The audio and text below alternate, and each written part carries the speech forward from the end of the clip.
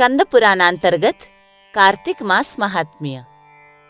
आंवले के वृक्ष की उत्पत्ति और उसका महात्म्य। सूत जी कहते हैं कि कार्तिक मास के शुक्ल पक्ष की चतुर्दशी को आंवले का पूजन करें। आंवले का महान वृक्ष सब पापों का नाश करने वाला है। उक्त चतुर्दशी का नाम वैकुंठ चतुर्दशी है। उस दिन आंवले की छाया में जाकर मनुष्य राधा सहित देवेश्वर श्री हरि का पूजन करे। तदनंतर आंवले की 108 प्रदक्षिणा करे। फिर साष्टांग प्रणाम करके परमेश्वर श्याम सुंदर श्री कृष्ण की प्रार्थना करे। आंवले की छाया में बैठकर इस कथा को सुने। फिर ब्राह्मणों को भोजन करावे और यथाशक्ति दक्षिणा दे। ब्राह्मणों के संतुष्ट होने पर मोक्षदायक श्री हरि भी प्रसन्न होते हैं। पूर्व काल में जब सारा जगत एकार्णव के जल में निमग्न हो गया था, समस्त चराचर प्राणी नष्ट हो गए थे, उस समय देवाधिदेव सनातन परमात्मा ब्रह्मा जी अविनाशी परब्रह्म का जप करने लगे थे। ब्रह्म का जप करते करते उनके आगे श्वास निकला। साथ ही भगवत दर्शन के अनुरागवश उनके नेत्रों से जल निकल आया। प्रेम के आंसुओं से परिपूर्ण वह जल की बूंद पृथ्वी पर गिर पड़ी। उसी से आंवले का महान वृक्ष उत्पन्न हुआ, जिसमें बहुत सी शाखाएं और उपशाखाएं निकली थी। वह फलों के भार से लदा हुआ था। सब वृक्षों में सबसे पहले आंवला ही प्रकट हुआ, इसलिए उसे आदिरोह कहा गया। ब्रह्मा ने पहले आंवले को उत्पन्न किया, उसके बाद समस्त प्रजा की सृष्टि की। जब देवता आदि की भी सृष्टि हो गई, तब वे उस स्थान पर आए जहाँ भगवान विष्णु को प्रिय लगने वाला आंवले का वृक्ष था। उसे देखकर देवताओं को बड़ा आश्चर्य हुआ। उसी समय आकाशवाणी हुई, यह आंवले का वृक्ष सब वृक्षों से श्रेष्ठ है, क्योंकि यह भगवान विष्णु को प्रिय है। इसके स्मरण मात्र से मनुष्य गोदान का फल प्राप्त करता है। इसके दर्शन से दुगुना और फल खाने से तिगुना पुण्य होता है।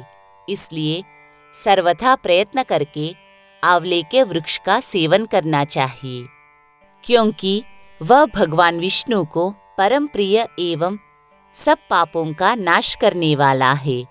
अतः समस्त कामनाओं की सिद्धि के लिए आंवले के वृक्ष का पूजन करना उचित है। जो मनुष्य कार्तिक मास में आंवले के वन में भगवान श्री हरि की पूजा तथा आंवले की छाया में भोजन करता है, उसका पाप नष्ट हो जाता है। आंवले की छाया में वह जो भी पुण्य करता है, वह कोटि गुना हो जाता है। प्राचीन काल की बात है, कावेरी के उत्तर तट पर देव शर्मा नाम से विख्यात एक श्रेष्ठ ब्राह्मण थे, जो वेद वेदांगों के पारंगत विद्वान थे। उनके एक पुत्र हुआ, जो बड़ा दुराचारी निकला। पिता ने उसे हित की बात बताते हुए कहा कि बेटा, इस समय कार्तिक का महीना है, जो भगवान विष्णु को बहुत ही प्रिय है। तुम इसमें स्नान, दान, व्रत और नियमों का पालन करो। तुलसी के फूल सहित भगवान विष्णु की पूजा करो। भगवान के लिए दीपदान, नमस्कार तथा प्रदक्षिणा करो। पिता की यह बात सुनकर वह दुष्टात्मा पुत्र क्रोध से जल उठा। उसके ओष्ठ फड़कने लगे और उसने पिता की निंदा करते हुए कहा कि तात, मैं कार्तिक में पुण्य संग्रह नहीं करूंगा। पुत्र का यह उद्दंडतापूर्ण वचन सुनकर देव शर्मा ने क्रोधपूर्वक कहा कि ओ दुर्बुद्धि, तू वृक्ष के खोखले में चूहा हो जा। इस शाप के भय से डरे हुए पुत्र ने पिता को नमस्कार करके पूछा, पूज्यवर, उस घृणित योनि से मेरी मुक्ति कैसे होगी, यह बताइए। इस प्रकार पुत्र के द्वारा प्रसन्न किए जाने पर ब्राह्मण ने शाप निवृत्ति का कारण बताया। जब तुम भगवान को प्रिय लगने वाले कार्तिक व्रत का पवित्र महात्म्य सुनोगे, उस समय उस कथा के श्रवण मात्र से तुम्हारी मुक्ति हो जाएगी। पिता के ऐसा कहने पर वह उसी क्षण चूहा हो गया और कई वर्षों तक सघन वन में निवास करता रहा। एक दिन कार्तिक मास में विश्वामित्र जी अपने शिष्यों के साथ उधर आ निकले तथा नदी में स्नान करके भगवान की पूजा करने के पश्चात आंवले की छाया में बैठे। वहां बैठकर वे अपने शिष्यों को कार्तिक मास का महात्म्य सुनाने लगे। उसी समय कोई दुराचारी व्याध शिकार खेलता हुआ वहां आया। वह प्राणियों की हत्या करने वाला तो था ही, ऋषियों को देखकर उन्हें भी मार डालने की इच्छा करने लगा, परंतु उन महात्माओं के दर्शन से उसके भीतर सुबुद्धि जाग उठी। उसने ब्राह्मणों को नमस्कार करके कहा, आप लोग यहाँ क्या करते हैं? उसके ऐसा पूछने पर विश्वामित्र बोले, कार्तिक मास सब महीनों में श्रेष्ठ बताया जाता है। उसमें जो कर्म किया जाता है वह बरगद के बीज की भांति बढ़ता है। जो कार्तिक मास में स्नान, दान और पूजन करके ब्राह्मण भोजन कराता है, उसका वह पुण्य अक्षय फल देने वाला होता है।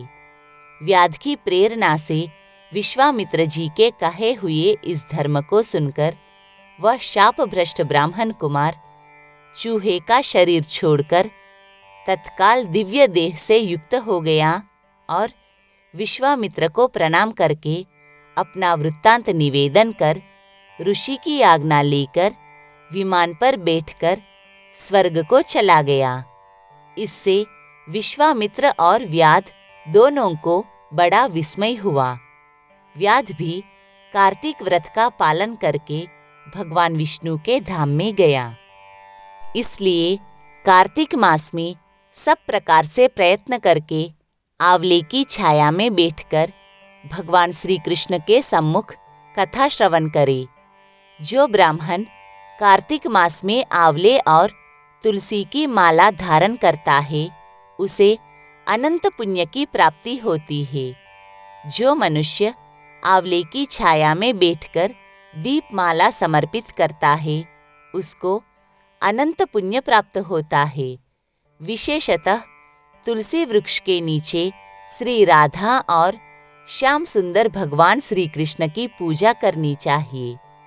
तुलसी के अभाव में यह शुभ पूजा आंवले के नीचे करनी चाहिए। जो आंवले की छाया के नीचे कार्तिक मास में ब्राह्मण दंपति को एक बार भी भोजन देकर स्वयं भी भोजन करता है, वह अनंत दोष से मुक्त हो जाता है। लक्ष्मी प्राप्ति की इच्छा रखने वाला मनुष्य सदा आंवलों से स्नान करे। विशेषतः एकादशी तिथि को आंवले से स्नान करने पर भगवान विष्णु संतुष्ट होते हैं। नवमी, अमावास्या, सप्तमी, संक्रांति दिन, रविवार, चंद्र ग्रहण तथा सूर्य ग्रहण के दिन आंवले से स्नान नहीं करना चाहिए। जो मनुष्य आंवले की छाया में बैठकर पिंडदान करता है, उसके पितर भगवान विष्णु के प्रसाद से मोक्ष को प्राप्त होते हैं। तीर्थ या घर में जहाँ जहाँ मनुष्य आंवले से स्नान करता है, वहाँ वहाँ भगवान विष्णु स्थित होते हैं। जिसके शरीर की हड्डियाँ आंवले के स्नान से धोई जाती है, वह फिर गर्भ में वास नहीं करता। जिनके सिर के बाल आंवला मिश्रित जल से रंगे जाते हैं, वे मनुष्य कलयुग के दोषों का नाश करके भगवान विष्णु को प्राप्त होते हैं। जिस घर में सदा आंवला रखा रहता है, वहाँ भूत प्रेत, कूष्मांड और राक्षस नहीं जाते। जो कार्तिक मास में आंवले की छाया में बैठकर भोजन करता है, उसके 1 वर्ष तक अन्न संसर्ग से उत्पन्न हुए पाप का नाश हो जाता है।